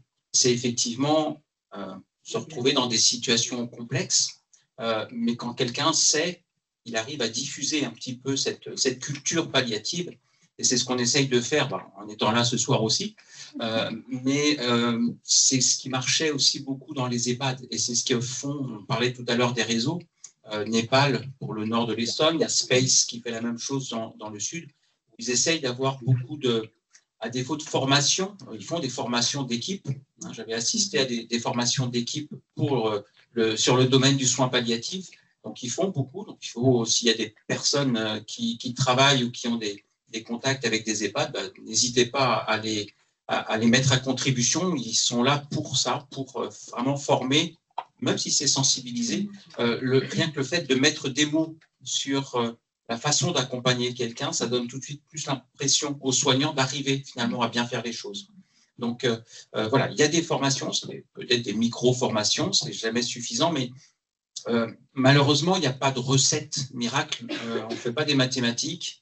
Il n'y a rien d'évident, c'est juste de mettre un peu sa fragilité, son humanité et en face des personnes qu'on accompagne. Donc voilà, cette formation, encore une fois, sur les EHPAD, je pense qu'elle est tout le temps insuffisante, même sur les hôpitaux, parce qu'on est dans un hôpital et l'exemple en fait partie. Chaque service a ses spécificités. Mais vraiment, la formation, souvent, c'est plus ça. C'est arriver à diffuser à des personnes travaillant auprès de personnes fragiles, à diffuser cette culture du palliatif, de l'accompagnement, de l'écoute. Et quand on arrive à écouter, on arrive à faire beaucoup de palliatifs, malgré tout. Voilà. Après, le point important aussi, c'est, je vous parlais d'une personne référente, c'est qu'on peut, alors ça, peut-être que ça va rebondir sur certaines évidences qui ont été dites tout à l'heure, c'est le médecin tout-puissant et le patient qui ne sait rien. C'est souvent la meilleure façon de faire, ça reste un travail d'équipe. On ne peut pas faire les choses tout seul. Donc, le médecin tout-puissant tout seul dans son EHPAD, ça ne marche pas. Il faut qu'il y ait toute une équipe. Et effectivement, quand on met, alors je rejoins tout à fait, quand on met le nom de soins palliatifs et d'accompagnement de confort pour un résident, c'est vrai qu'il y a, comme par hasard, beaucoup plus de personnel qui se sentent responsables de quelque chose. Et probablement que ça leur donne du sens aussi dans ce qu'ils doivent faire. Et d'étiqueter en fait quelque chose comme ça. Alors, je travaillais dans un EHPAD où il y avait 130 résidents. Un aide-soignant devait faire 15, 16, 17 toilettes. Donc, vous imaginez bien que faire du soin palliatif, ça devient difficile. Et pourtant, ils y arrivaient très bien. Pourquoi? Parce que justement, on identifiait les personnes qui avaient du soin palliatif et on avait travaillé ensemble. Et voilà, le médecin, la psychologue, l'infirmière, il y avait 2 infirmières pour 130 résidents, une infirmière. Quand on avait étiqueté quelqu'un qui était en accompagnement au palliatif, tout le monde devait y passer tous les jours et être disponible pour écouter. Enfin, ça rejoint tout ce qu'on pouvait dire jusqu'à maintenant. Voilà. Et c'est à partir de là où ça diffuse aussi cette culture palliative. Et même si je ne suis plus sur cette EHPAD, je sais que ça continue aussi avec des soignants qui ont été formés. Alors, il faut expérimenter, il faut faire, il faut se retrouver confronté parce que là aussi, on ne sait pas quoi dire aux familles. Nous non plus. Hein. Avant d'aller voir une famille, on ne sait pas quoi leur dire. Il faut se confronter et on laisse les choses et la sensibilité faire après. Même si, évidemment, il y a quelques ficelles qui peuvent toujours être données.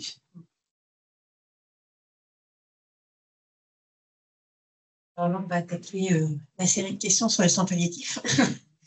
Alors, est-ce qu'il y a assez de services de soins palliatifs?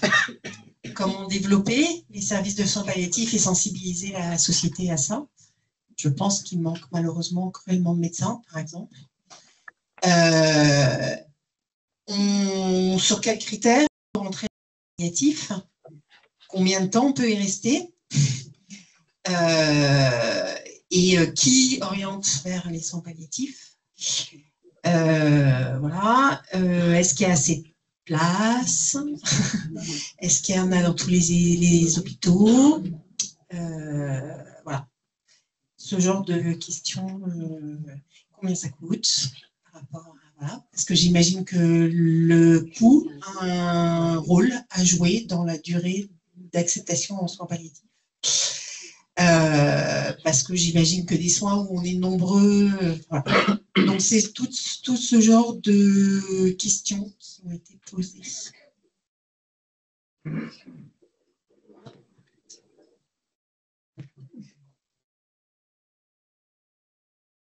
Je vais garder la parole et puis je laisserai Michel Benamou compléter. Alors, la place, non, évidemment, il n'y a jamais assez de place de soins palliatifs. On estime en France à peu près 150-200 000 personnes qui devraient nécessiter de soins palliatifs qui ne peuvent pas en avoir. Quelque chose avec, en France, il y a 600-700 000 morts par an.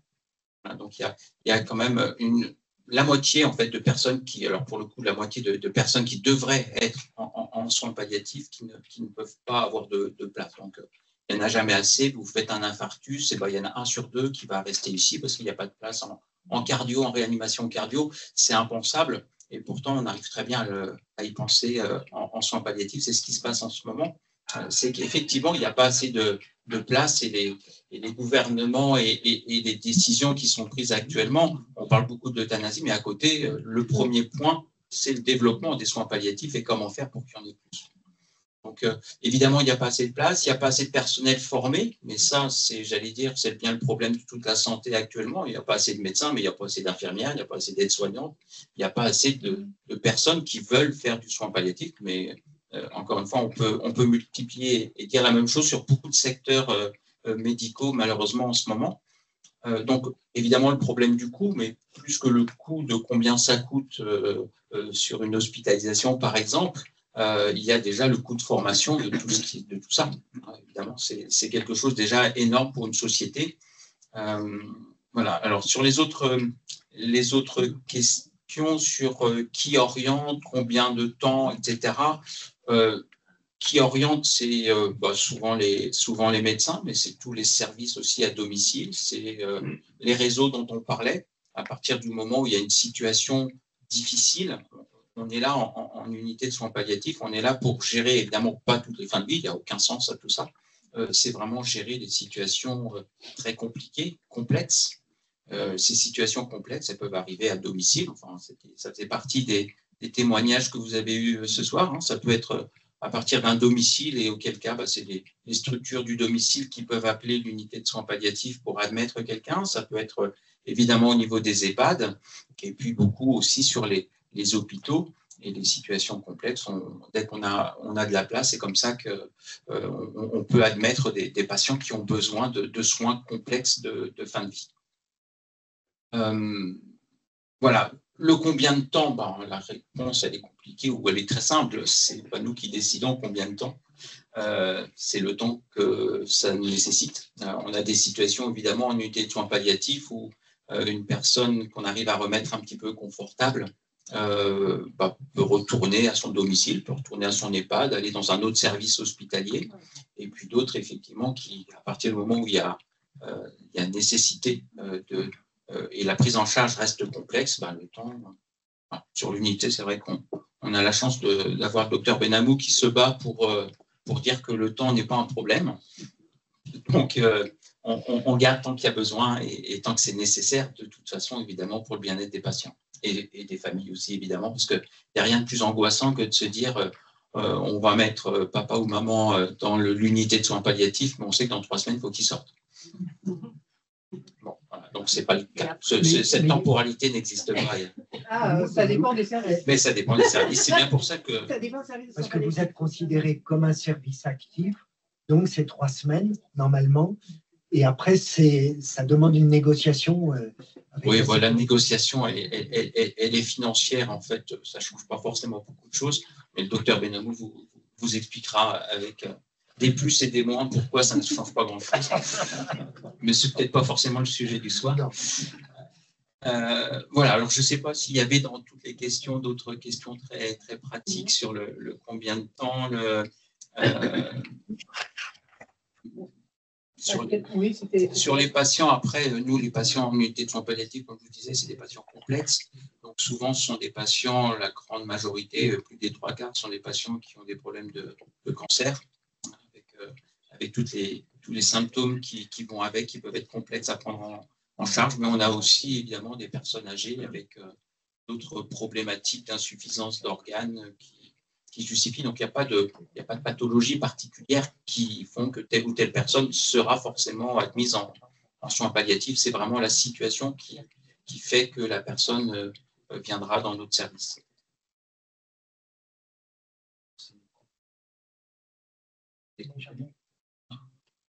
Beaucoup à rajouter.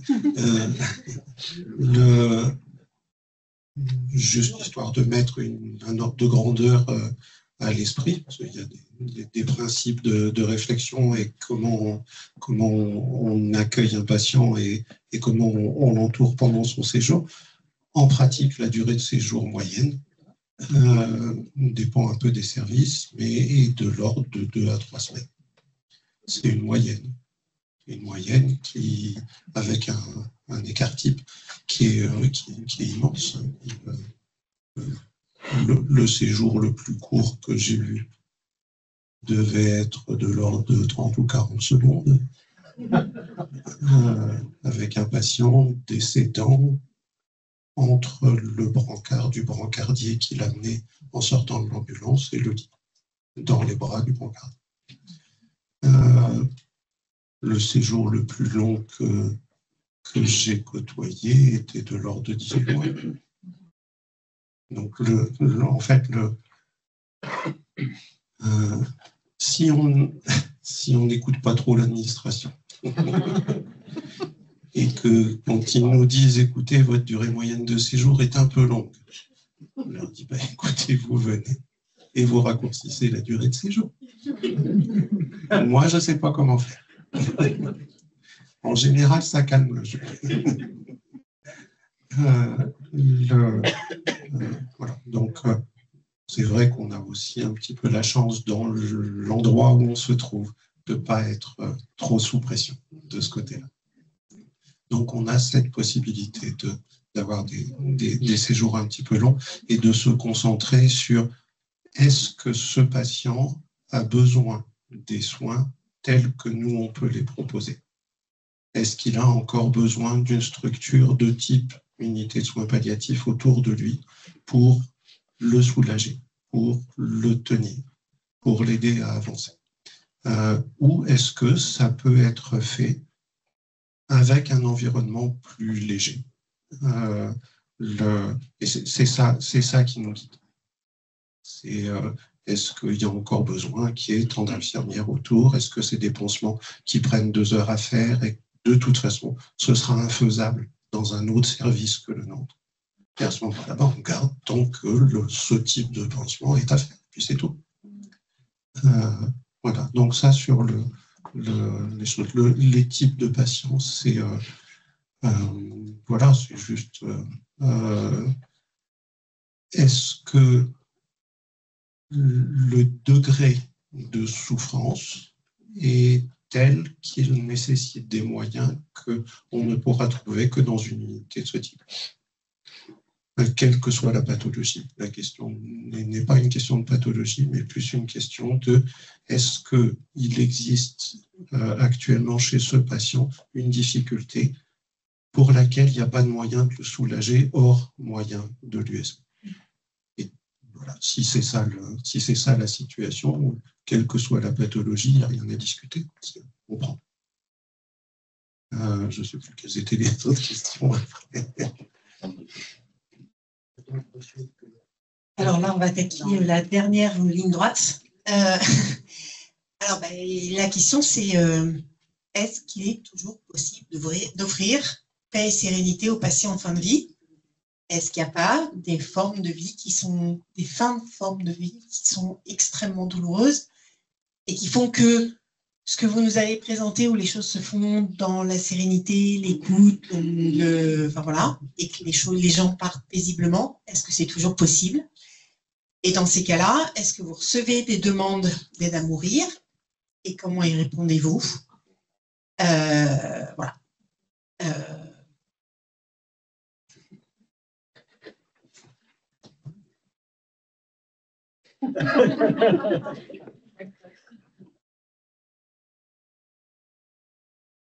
Alors, à la question, est-ce que je reçois au cabinet des demandes d'aide à mourir? La réponse est oui. Je suis même surprise que ça soit aussi fréquent. Alors, ça va en rafale, mais il y a des semaines où ça fait beaucoup.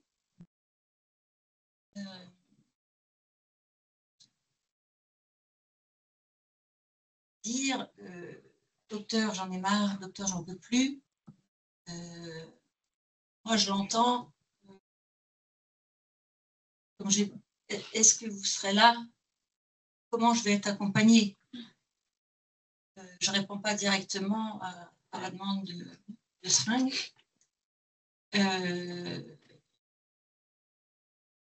pense que quand les patients savent que je fais ce que je dis et je dis ce que je fais, et quand je leur dis je serai là pour vous, et je fais un peu de démonstration, je le mets dans mon agenda, je viens chez vous tous les lundis à 14h, donc après il faut bloquer sous des consultations longues, et je le mets sur 4 semaines, comme ça dans mon agenda, donc les patients ils savent que je vais être là, et quand je dis on va essayer de cheminer ensemble jusqu'au bout, là, à ce moment-là, j'ai plus la demande. Je l'ai eu une fois, quelqu'un qui s'était organisé pour aller en Suisse et qui avait pris rendez-vous pour me le dire. Il m'a dit, docteur, je sais que vous n'êtes pas d'accord, mais c'est ça que je veux faire. Et je lui dis, pour le moment, la loi me protège en France, moi. Je ne savais pas trop quoi dire. Et en fait, c'est quelqu'un qu'on a accompagné jusqu'au bout en soins palliatifs.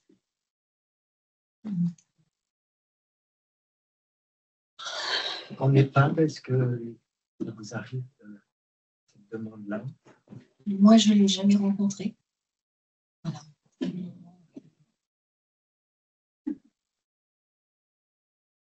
Alors, pour le versant l'unité soins palliatifs, d'abord, est-ce que ça arrive encore de rencontrer des gens qui meurent mal? C'est quoi mal mourir? C'est quoi bien mourir? Je pense que le bien mourir, c'est chacun qui vit sa mort ou sa fin de vie qui peut dire si c'est bien ou mal pour lui, quelle que soit sa situation, quelles que soient les douleurs, les souffrances qu'il peut avoir. Nous, on est là pour enlever le maximum de souffrances, mais c'est vrai que des gens qui restent avec des souffrances pour lesquelles on n'arrive pas à trouver la solution, bien sûr qu'il y en a. Il y en a. Maintenant, enlever, et les progrès de la médecine nous aident aussi dans notre domaine, enlever les douleurs, on arrive. La majorité du temps, on arrive à soulager les gens. Les problèmes respiratoires, les problèmes, tous ces symptômes de fin de vie qui peuvent être gênants, on a des armes et on arrive à soulager les gens.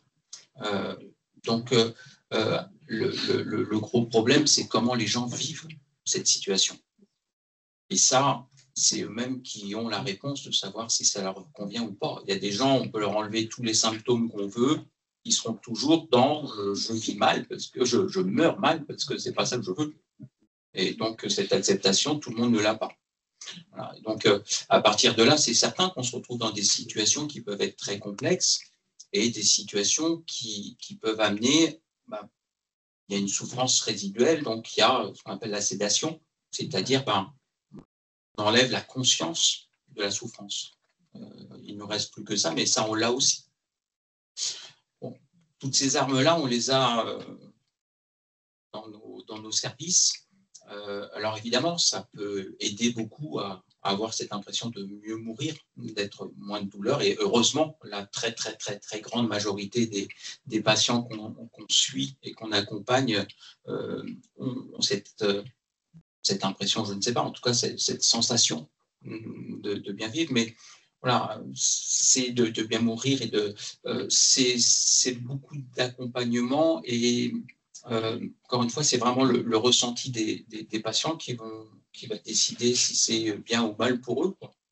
Donc, voilà, tout ce qu'on peut proposer, nous, c'est d'être effectivement, ce qui était très bien dit, c'est surtout ne pas abandonner.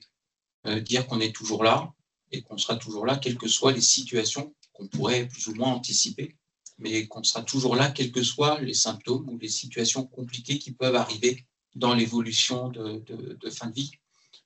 Et c'est vrai que ça enlève énormément de souffrance. Se dire il y aura toujours quelqu'un et vraisemblablement ils ont les armes pour nous soulager, ça enlève beaucoup de souffrance et ça aide énormément à ce que les gens se sentent mieux et donc plus ouverts à accepter tout ce qui vient pour le positif. C'est-à-dire on n'est plus là pour bien mourir ou mal mourir, je ne sais plus, mais je suis là en tout cas pour bien vivre ce qui me reste à vivre. Et c'est bien là notre travail et ce qu'on essaye de faire au maximum.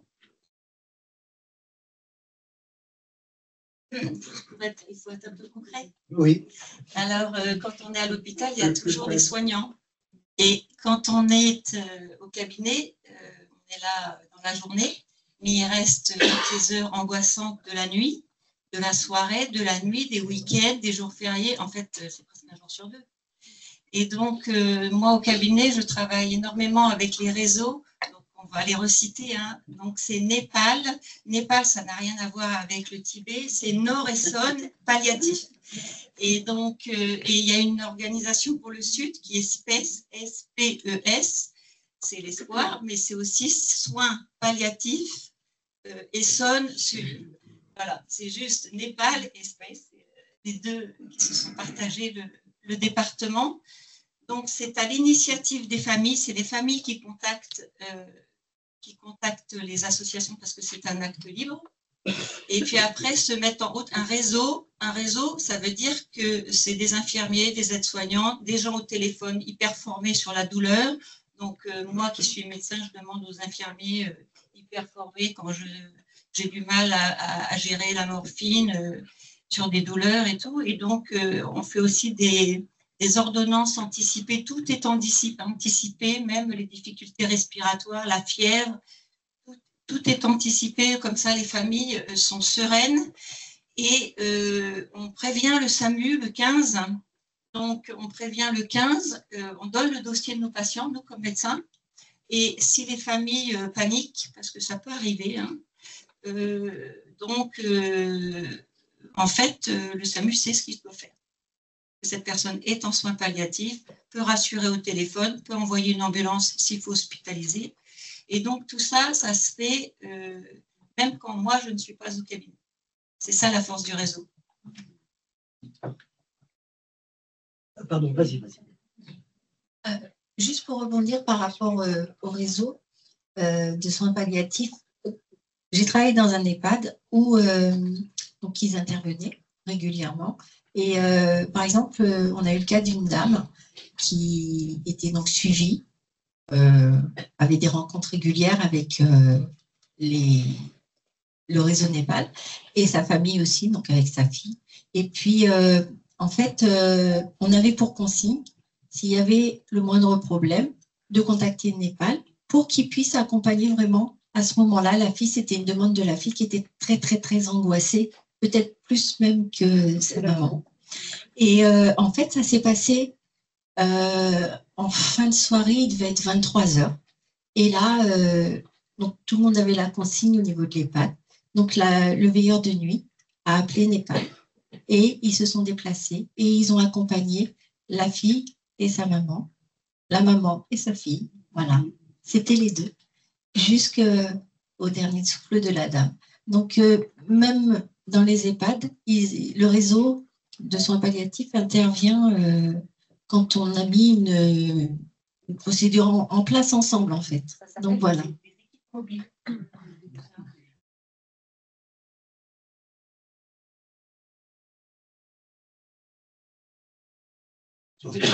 Voilà, pour compléter un petit peu la question sur l'existence ou pas de patients qui échappent à nos actions, à nos visées de soulagement. Pour dire les choses peut-être de manière un peu caricaturale, à partir du moment où on explique notre action dans le sens de dire, quelle que soit la souffrance, on sera toujours là. Et on ne baissera pas les bras tant qu'il y aura une souffrance. Et si pour atteindre ce soulagement, il faut utiliser des moyens qui se trouvent abrégés la durée qu'on a devant nous, en cherchant à soulager, on ne renoncera pas nécessairement à ce moyen-là.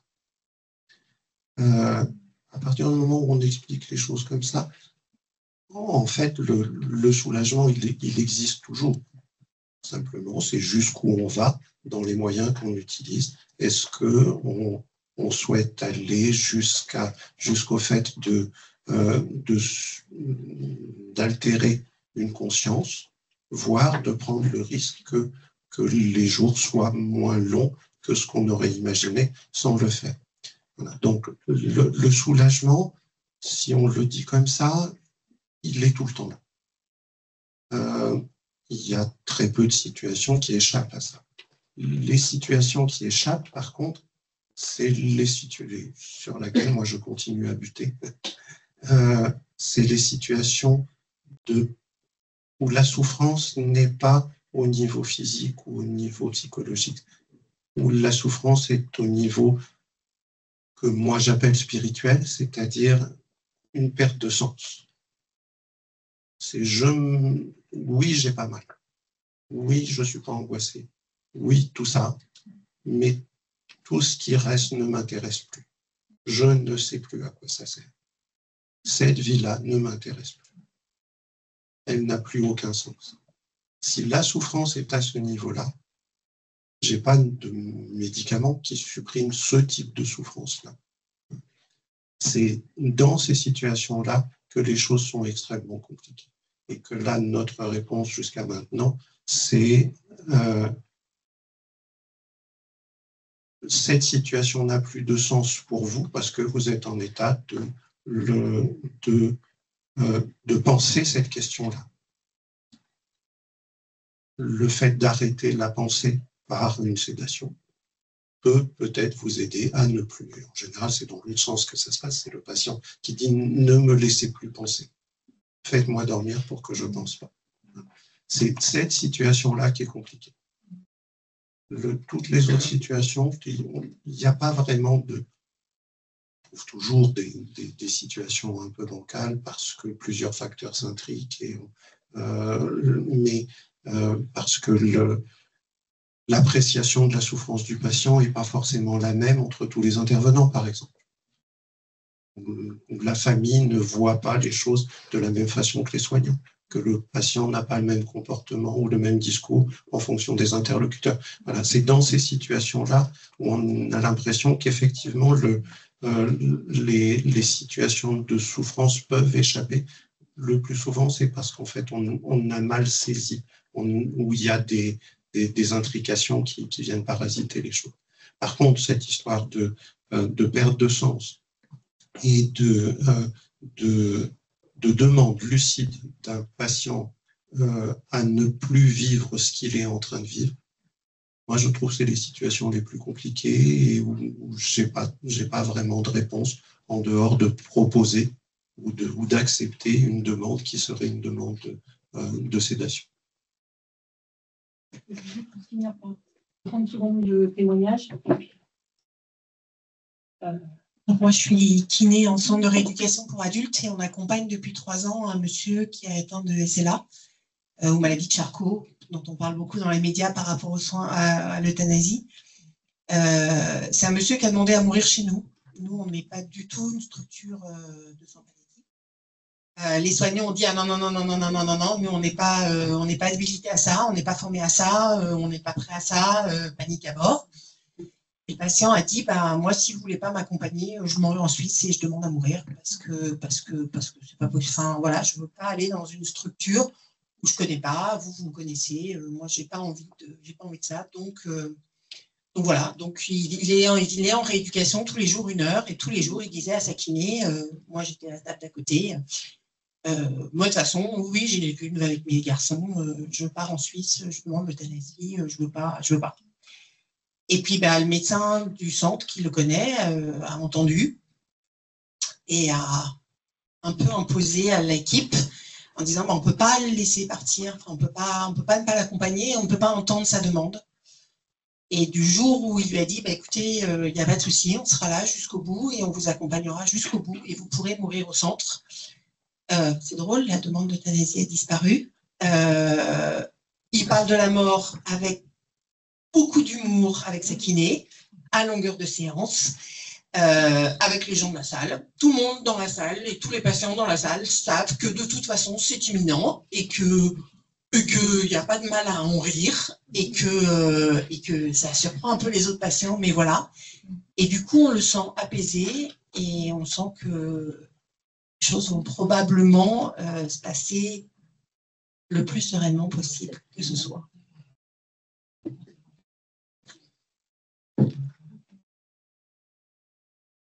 Merci Anne pour ce témoignage. Effectivement, moi je pensais les malades de maladie de Charcot, parce que c'est une vraie question, et notamment quand devant une aggravation de la situation, ils en sont à une étape qui est un tournant, et de devoir envisager une trachéotomie ou une mise sous respirateur, ou bien toute la question de l'alimentation à cause des fausses routes.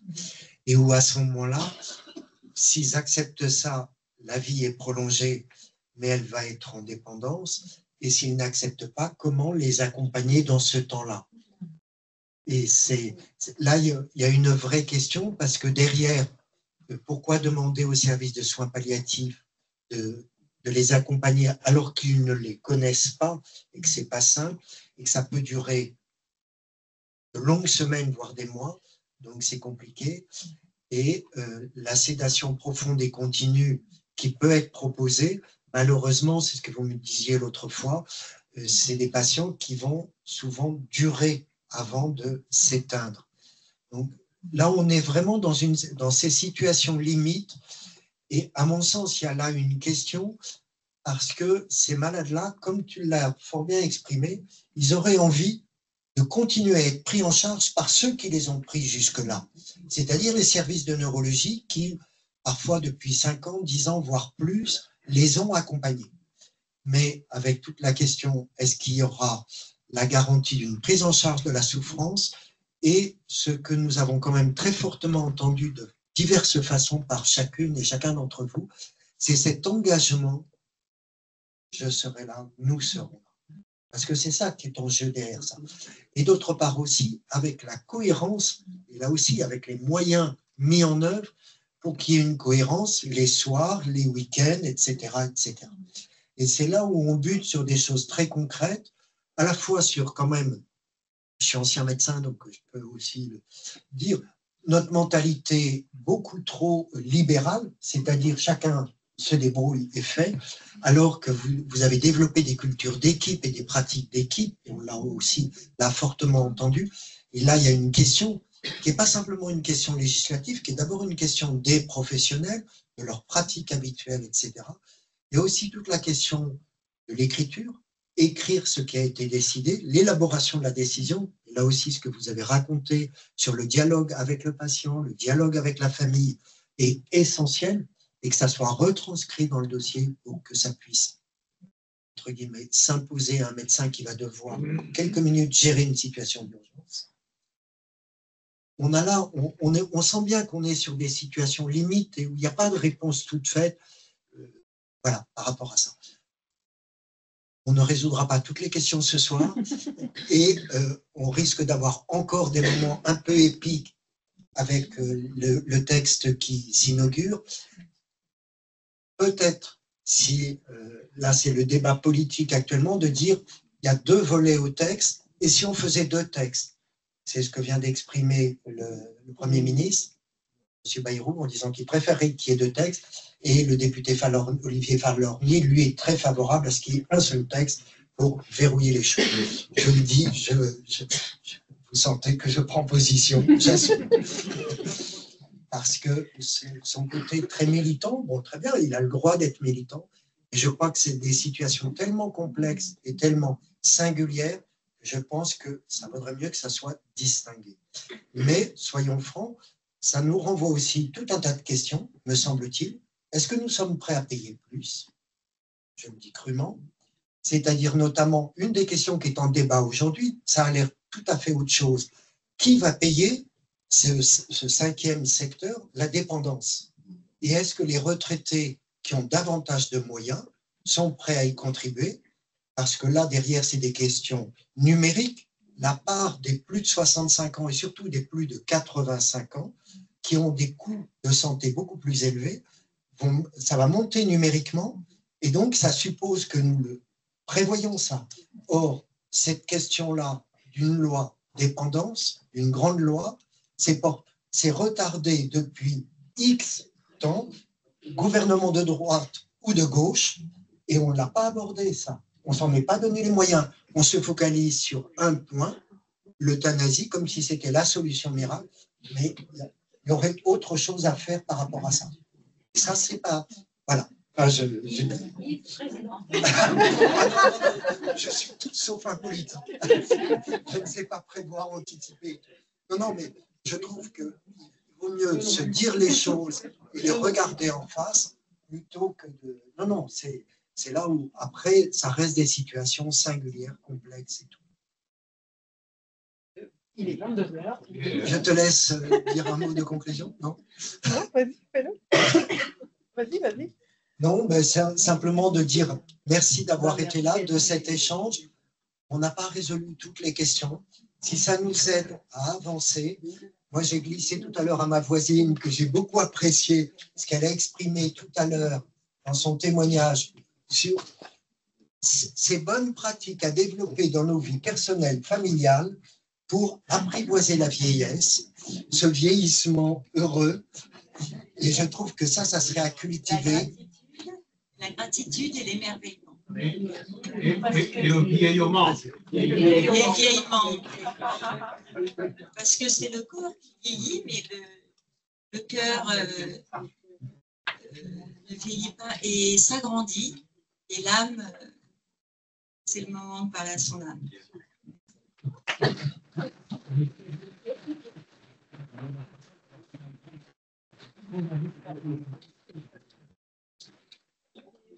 Un grand merci. Je vous dis au revoir et à bientôt. Merci beaucoup. Merci. Au revoir. Merci, au revoir. Merci, au revoir. Merci, au revoir. À bientôt, Florence. Merci, au revoir.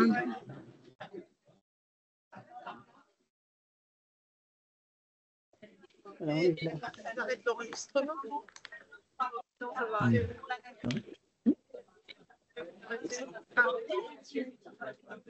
C'est les sons. Écoute tes guides. C'est la file. Ça va.